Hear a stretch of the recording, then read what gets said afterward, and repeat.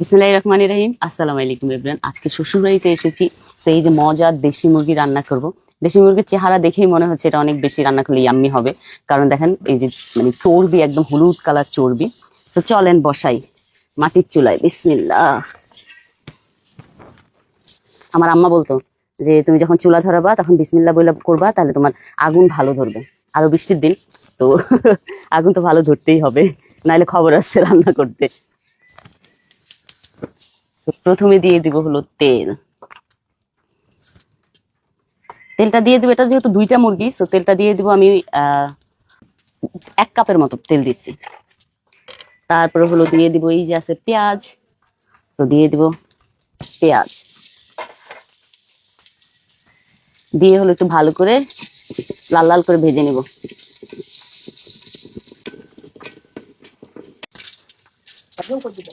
তো এখানে আছে পেঁয়াজ বাটা, রসুন বাটা, জিরা বাটা, আর এখানে কিউট একটা ডিব্বার মধ্যে আছে আদা বাটা। তো প্রথমে দিয়ে দেবো আদা বাটা 1 চামচ, 2 চামচ আদা বাটা দিয়ে ভালো করে একটু কষিয়ে নিব।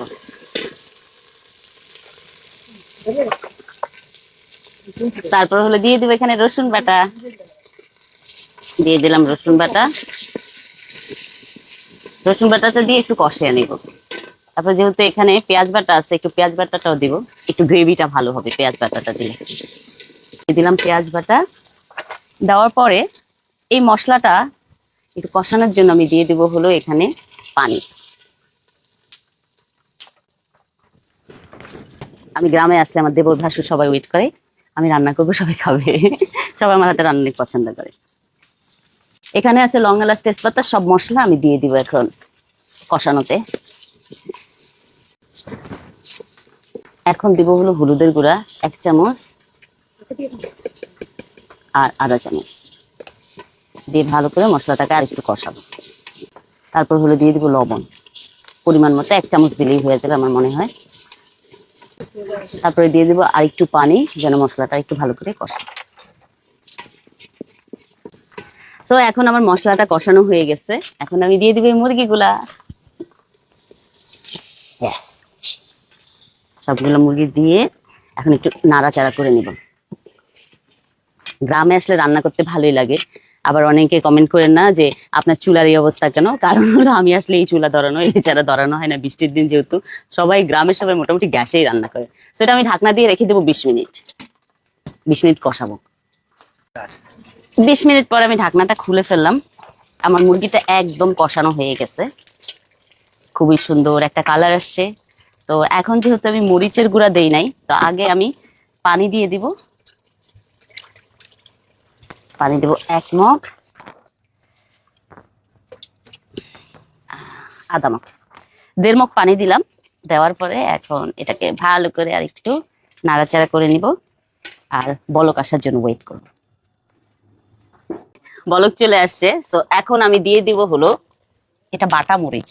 গ্রামে এটা খুবই ভালো লাগে। আর মাটির চুলা রান্না করলে অনেক ধোয়া। 1 চামচ, 2 চামচ। ভাবি, মরিচ কি ঝাল বেশি? ঝাল বেশি? হ্যাঁ, আচ্ছা 3 চামচ, 4 চামচের মতো দিয়ে দিলাম। দিয়ে হলো একটু নাড়াচাড়া করে নেবা। তারপরে হলো দিয়ে দিব হলো আমার ফাইনাল মশলা। এটার কারণেই কিন্তু মুরগির ফ্লেভারটা অনেক ভালো আসবে। এই জিরাটা হলো আমি তেল দিয়ে ভাইজা বাইটা নিছি। সো এখানে 1 চামচ দিব আর 1 চামচ, 2 চামচ দিয়ে দিলাম। দিয়ে হলো এই যে ভালো করে নাড়াচাড়া করে নেবা।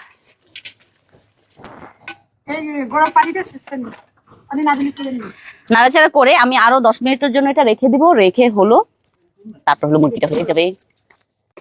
তো মুরগি মাংসটা এখন হয়ে গেছে, এত সুন্দর কালার আসছে। চলেন সার্ভ করি।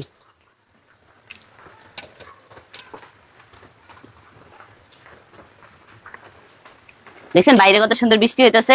এই বৃষ্টির দিনে এই মজার মুরগি মাংসটা দিয়ে পরোটা দিয়ে খাবো। সো এরকম মজার যদি মুরগি মাংসটা রান্না করতে চান, রান্না করতে পারবেন। Thank you so much for watching my video. Bye by.